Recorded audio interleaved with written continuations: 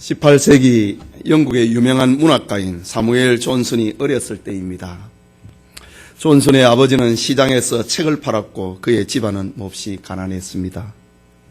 하지만 존슨이 어른이 되고 난 다음에는 작가의 명성을 날리며 부자가 되었고 사람들로부터 귀족처럼 존경을 받게 됩니다. 그러던 어느 날 그는 시장터에 홀로 서서 억수같이 쏟아지는 비를 맞고 있었습니다. 지나가는 사람들이 인사를 해도 말을 걸어도 아무 대답도 없이 그냥 서서 비를 맞으면서 눈물을 흘리고 있는 것입니다. 그와 가까웠던 친구 하나가 다가와서 왜 이렇게 비를 맞고 서서 울고 있느냐고 물었습니다. 그러자 존슨은 입을 엽니다. 내가 어렸을 때 바로 이 근처에서 아버지께서 일을 하셨습니다. 그런데 어느 날 아버님이 몸이 좋지 않자 나에게 하루만 시장에 나가주기를 바라셨습니다. 하지만 나는 헌책 장사하시는 아버지의 일이 부끄럽게 여겨 그것을 거절했습니다. 그날 아버지는 아픈 몸으로 장터에 나가셨고 그렇게 무리하게 일하시던 아버지는 몸이 약해져서 세상을 떠나고 말았습니다.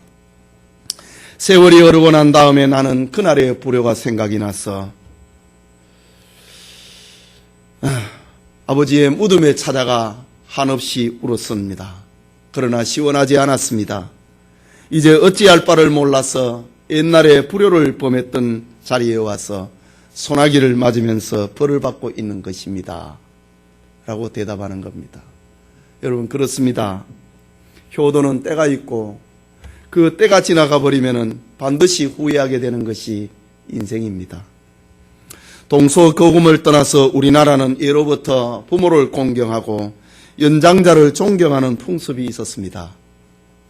구한말 우리나라에 왔던 선교사 가운데 카나다 출신의 한국말을 정말 우리나라 사람처럼 잘했던 그 선교사 가운데 게일 선교사라고 있습니다. 그분은 이런 말을 했습니다. 조선은 노인의 천국이다. 내가 다시 태어난다면은 조선에서 노인으로 살고 싶다라는 말을 남겼습니다.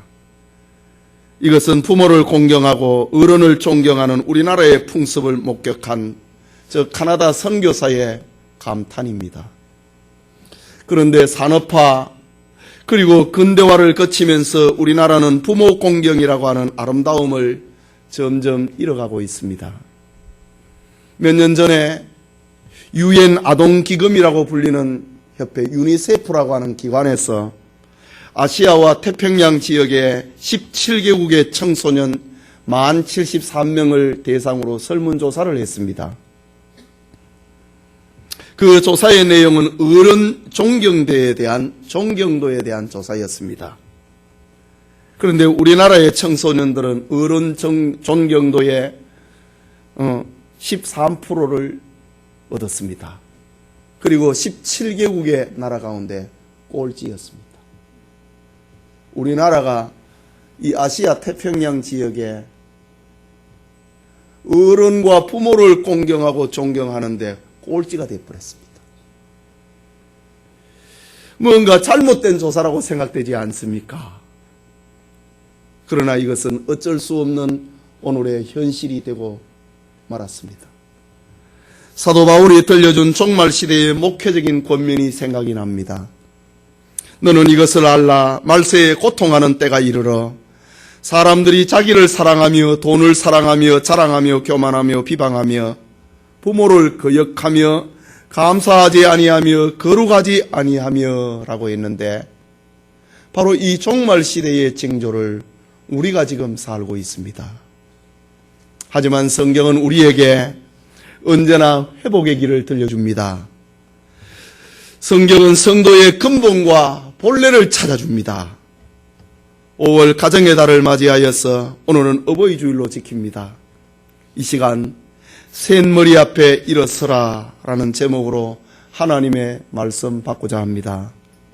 회복의 메시지에 하나님의 은혜가 우리 가운데 임하기를 소원합니다. 샌머리 앞에 일어서라 라는 이 말은 하나님 신앙과 부모 공경은 분리할 수 없다는 말입니다. 오늘 레위기를 기록을 하고 있는 영감의 지도자 모세는 레위기 19장에서 하나님의 자녀들의 삶에 대해서 보여주고 있습니다.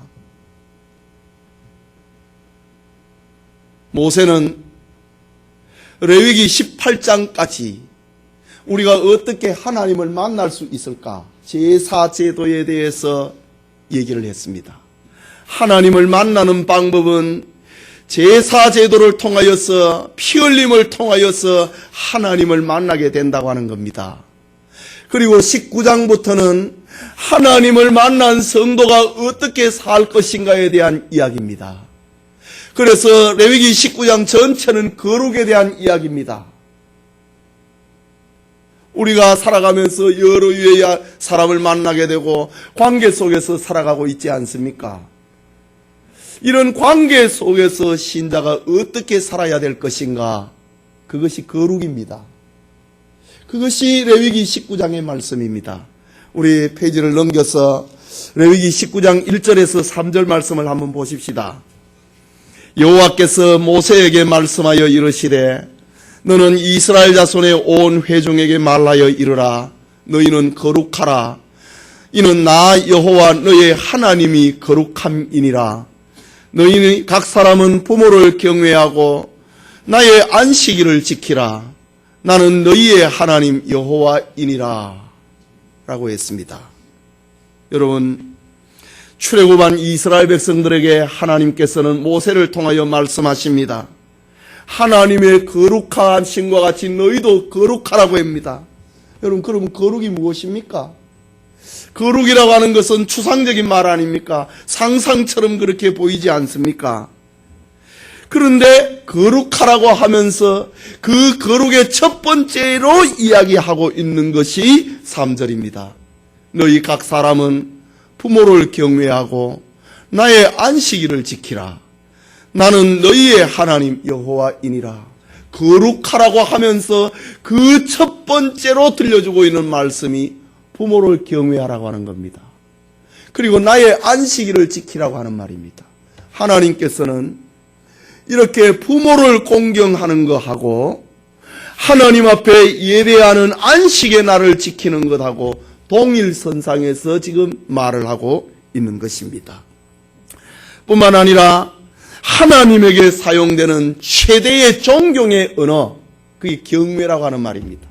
여러분, 사람에게는 경외라는 말을 안 씁니다. 경외라고 하는 말은 두려움이거든요. 공경에서 넘어서서 그 다음에 있는 것이 경외라고 하는 말입니다. 그래서 경외라고 하는 말은 하나님에게만 쓰이는 말입니다. 그런데 오늘 성경에 보면은 너희 각 사람은 부모를 경외하라고 합니다. 부모를 공경을 넘어서서 효도를 넘어서서 하나님처럼 두려워하라고 합니다. 이렇게 하나님 신앙과 부모 공경을 통일선상에서 말을 하고 있습니다. 하나님을 믿는 사람, 하나님 앞에 구원받은 사람은 그 삶은 거룩해야 되는데 그 거룩의 첫 번째가 부모를 공경하는 것하고 하나님 앞에 예배드리는 것입니다. 똑같은 선에서 지금 말을 하고 있는 겁니다. 그러면서 오늘 본문 32절에 다시 이야기를 합니다.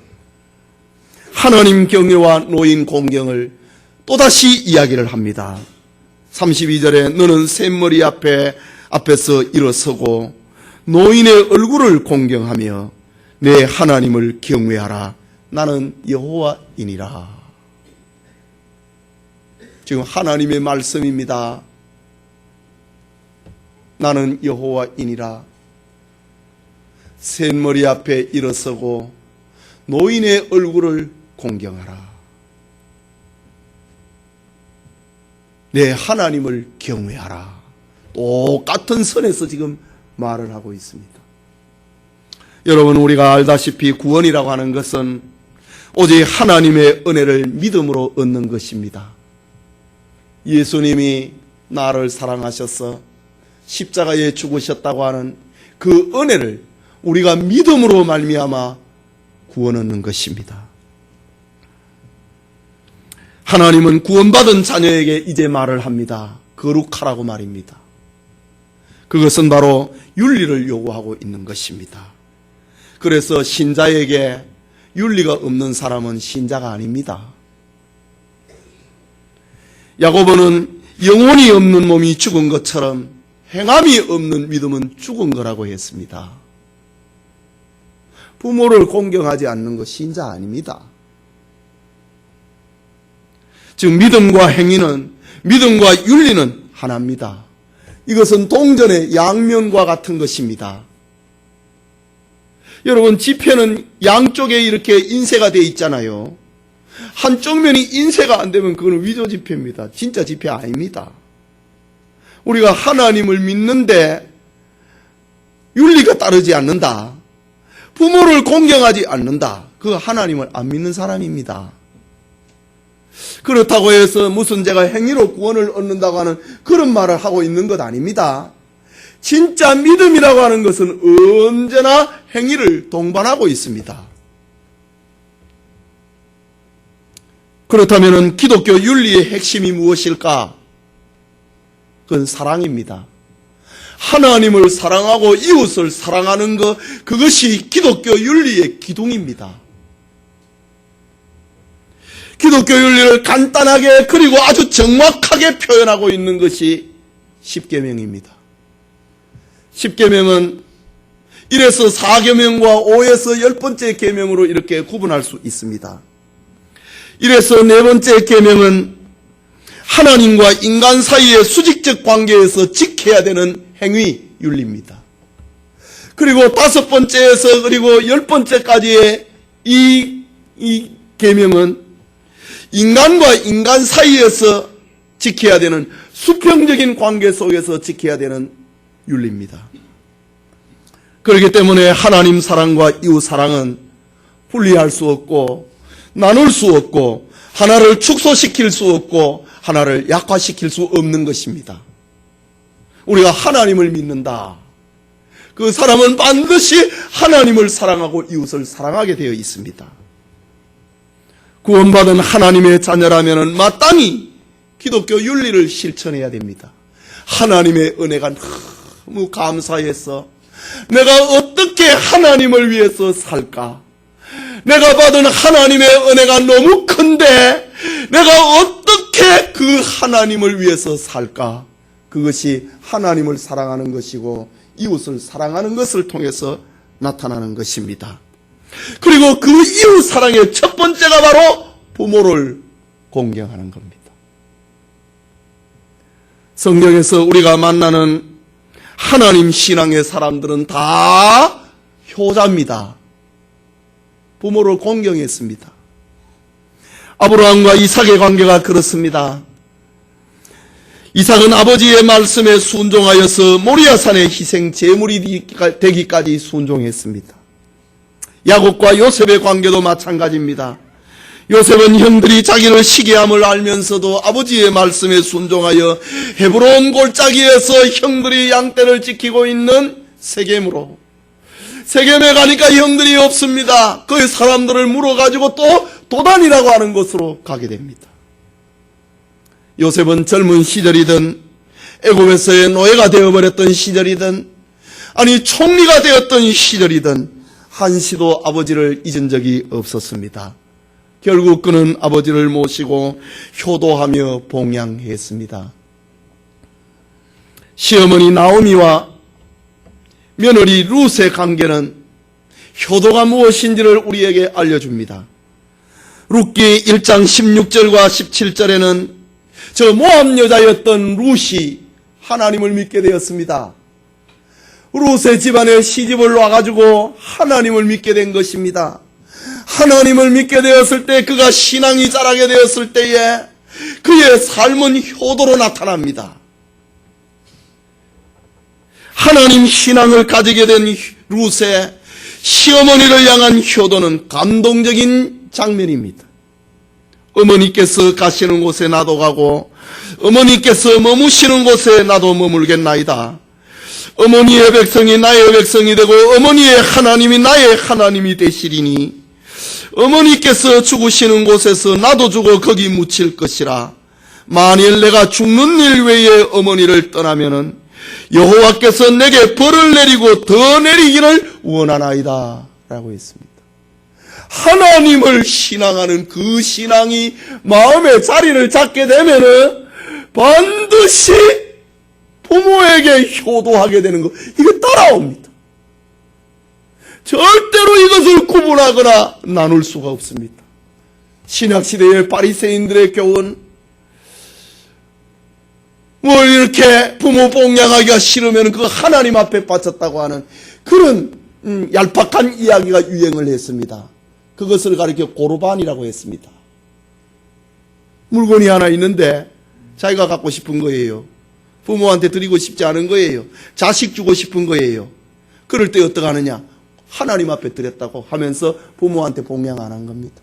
이걸 고르반이라고 합니다. 그 나쁜 겁니다. 성경은 철저하게 하나님을 신앙하면은 부모 공경을 하게 된다고 합니다. 하나님 신앙 바로 옆에 부모 공경을 같이 놓고 있는 것이 기독교 윤리입니다. 그래서 오늘 성경에 부모를 거룩이라고 할 때 부모를 공경하고 하나님을 부모를 경외하고 나의 안식일을 지키라 라고 말하지 않습니까? 오늘 성경에도 샘머리 앞에 일어서라, 노인의 얼굴을 경외하라, 노인의 얼굴을 공경하라, 여호와를 경외하라, 다 똑같은 선에서 한 절에서 나는 여호와이니라, 하나님의 한 말씀에서 한 문장 속에서 말씀하고 있는 것입니다. 예수님께서도 십자가상에서 육신의 어머니 마리아에게 여자여 보소서 아들입니다 라는 말로 마지막 효를 했습니다. 예수님은 자신의 공생의 목적을 위하여서 육신의 가족에 대해서는 참으로 차가웠습니다.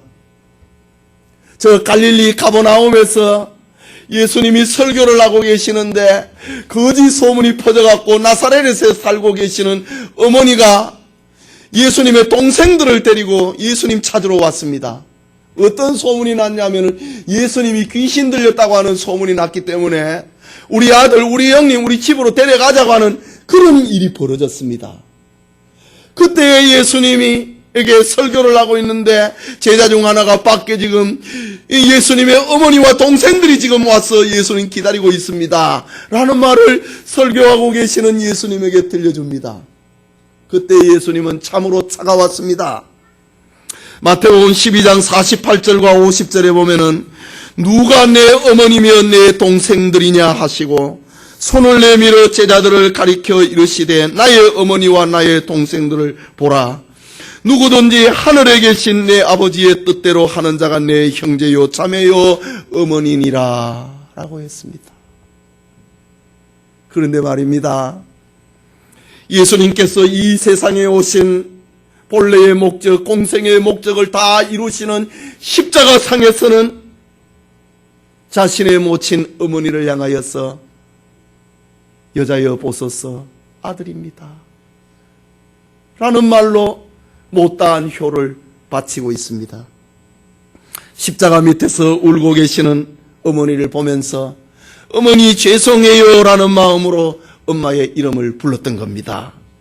그러면서 어린 제자 요한에게 요한아 내 어머니를 부탁한다 라고 하시면서 예수님이 운명하셨어요. 이처럼 기독교의 복음은 하나님 신앙과 부모 공경을 절대로 나누지 아니합니다. 부모를 공경을 하는 것이 그 정도가 어디 정도냐?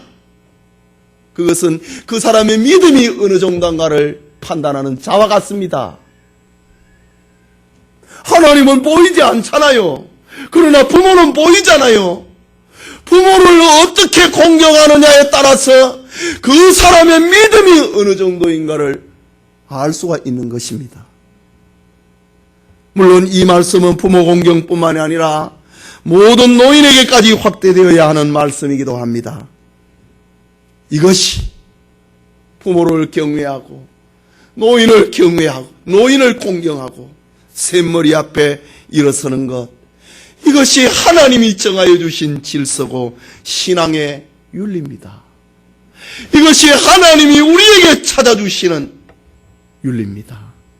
예배드리는 우리 성도님들이 하나님 신앙과 부모 공경을 함께 가지는 건강한 믿음의 소유자가 되기를 소원합니다. 그게 둘째로 샘머리 앞에 일어서라. 이 말은 효도하는 방법을 우리에게 알려주고 있습니다. 다시 읽은 본문 말씀 12절을 봅니다.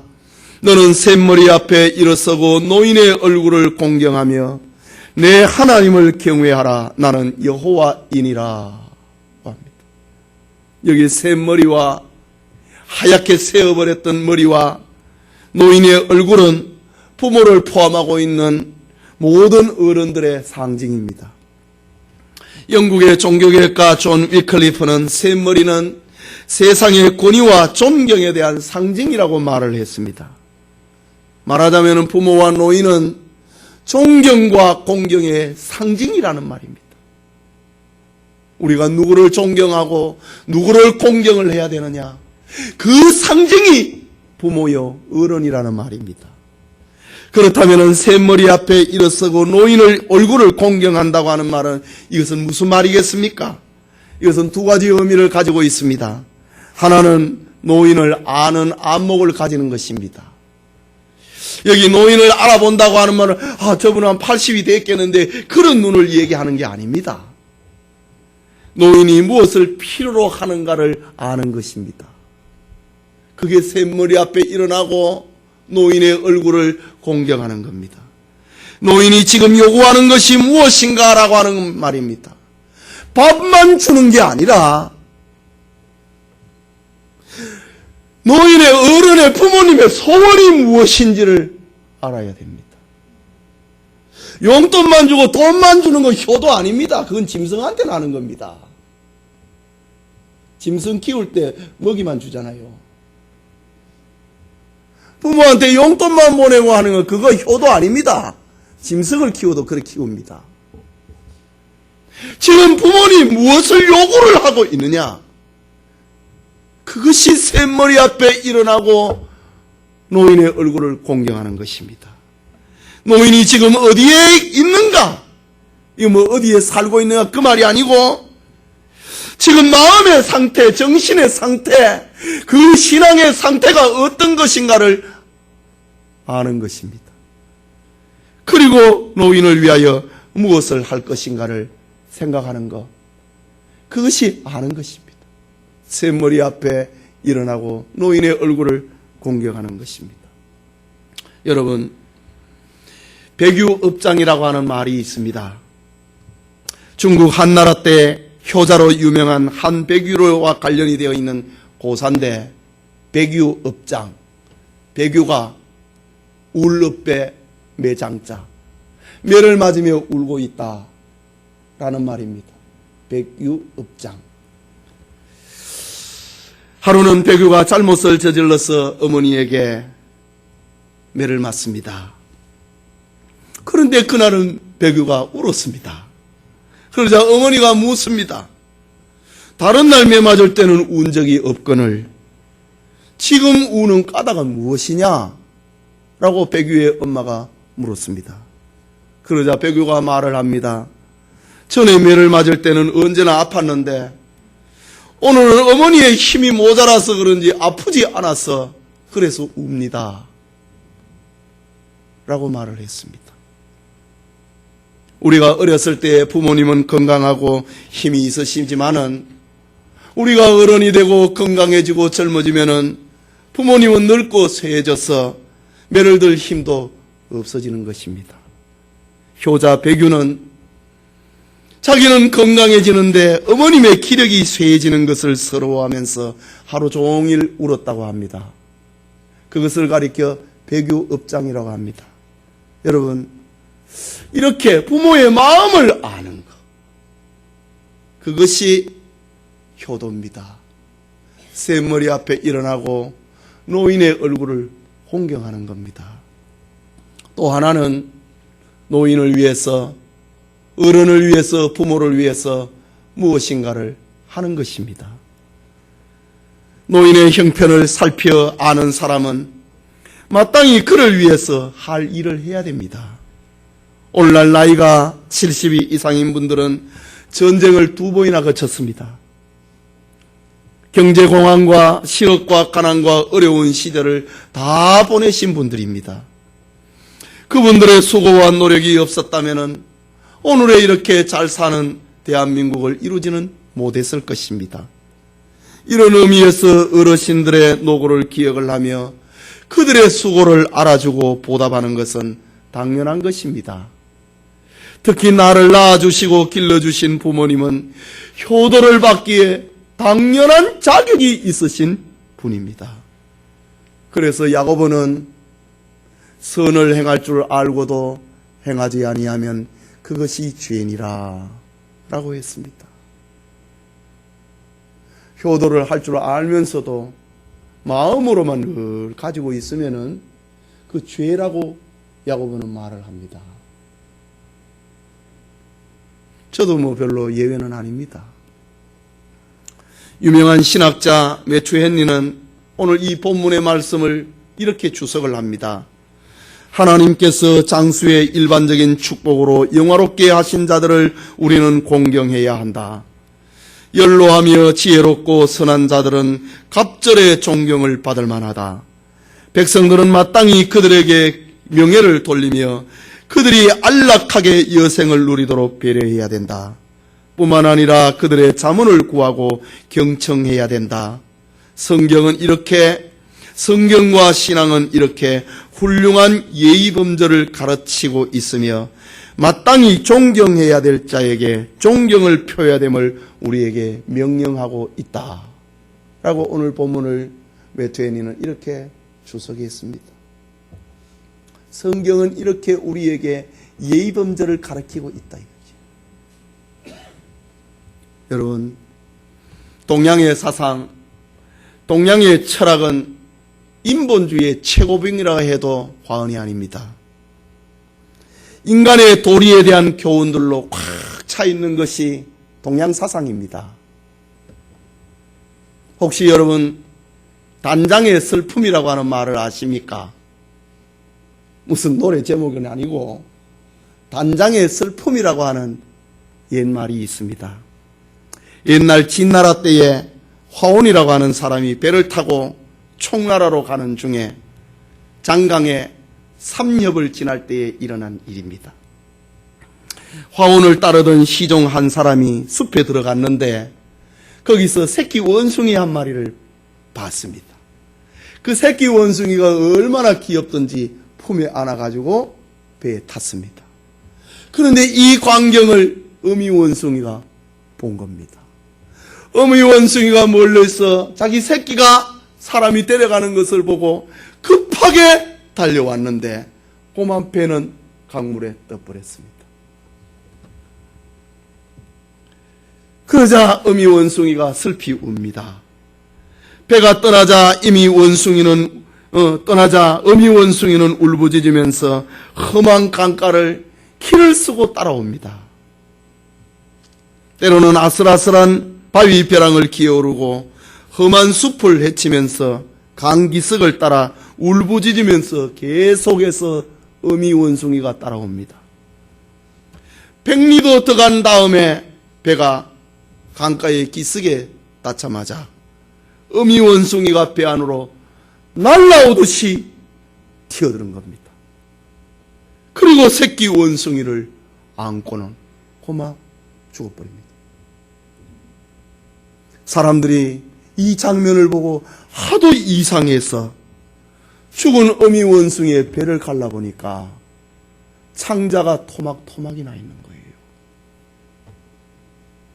너무 얘를 태우다가 창자가 여러 개로 끊어져 버린 겁니다. 새끼 잃은 어미 원숭이의 사랑이 교훈이 되어서 사람이 이 세상에서 만나는 가장 큰 슬픔을 말할 때에 단장의 슬픔이다. 장이 끊을 딴자의 장장자. 창자가 끊어지는 슬픔이다. 단장의 슬픔. 그 자식이 죽을 때는 그때에 위로하는 말이 단장의 슬픔이라고 합니다. 부모의 자식 사랑은 이와 같습니다. 한 어머니가 자식을 낳아 기른다고 하는 것은 5만 간장 1천 뼈골이 다 늘어나고 녹아드는 일이 아닙니까? 여러분들 자식 키우면서 염려한 거 다 모아놓으면 참 100발도 더 될 겁니다. 우리는 어머니의 뱃속에서 붉은 피를 먹고 살았습니다. 세상에 나와서는 흰 피를 먹고 젖을 먹고 자랐습니다. 지금 우리의 혈관에 띄고 있는 피는 내 피가 아니고 부모님이 주신 피인 겁니다. 그래서 부모님은 내 생명의 제2의 창조자라고 말하는 것입니다. 여러분의 부모님은 지금 어디에 계십니까? 부모를 공경하는 것은 평생에 가져야 될 성도의 윤리입니다. 가정의 부모님뿐만 아니고 모든 노인들을 공경하고 귀히 여김이 우리 성도들이 가지는 거룩이 되기를 소원합니다. 사랑하는 성도 여러분, 하나님은 우리에게 동양철학처럼 인륜의 도리를 가르치는 그것으로 끝나지 않습니다. 하나님은 동양의 사상하고 다르게 하나님은 우리에게 무슨 명령을 하시고 말씀을 하시면 그 다음에 반드시 축복을 약속합니다. 이것이 동양 사상하고 성경이 다른 것입니다. 신명기 5장 16절에는 너는 너의 하나님 여호와께서 명령한 대로 내 부모를 공경하라. 그리하면 내 하나님 여호와가 내게 준 땅에서 내 생명이 길고 복을 누리리라. 부모를 공경을 하면은 너 오래 산다. 너 장수할 것이다. 그리고 복을 받을 것이다. 성경은 이렇게 약속합니다. 여러분 오래 살고 싶습니까? 부모에게 효도합니다. 돈을 벌고 싶습니까? 복을 받고 싶습니까? 부모에게 효도하라고 합니다. 약속이 있는 첫 번째 계명이라고 바울은 에베소서 6장에서 말씀을 했습니다. 지난 어린이 주일에 살펴보았던 록펠러의 이야기를 다시 한번 생각합니다. 록펠러는 어머니가 주신 유언 10가지를 받들어 순종했습니다. 그것이 어머니에 대한 공경이었고 효도였기 때문입니다. 결국 그는 복을 받아서 1880년부터 만 30년 동안 세계 최고의 부자가 됩니다. 1년 동안의 최고 부자가 아니고 30년 동안 세계 최고의 부자가 되었던 사람이 록펠러입니다. 그는 드넓은 미국의 유전 95%를 소유하는 재벌이 됐습니다. 세계의 갑부가 됐습니다. 뿐만 아니라 그는 자기가 받은 복을 가지고 대학을 무려 12개를 세웁니다.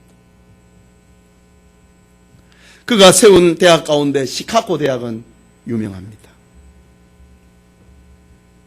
시카고 대학 출신 가운데는 52명이나 노벨상을 받았고 지금도 그 학교에는 29명의 노벨상을 받은 교수들이 학생들을 가르치고 있습니다.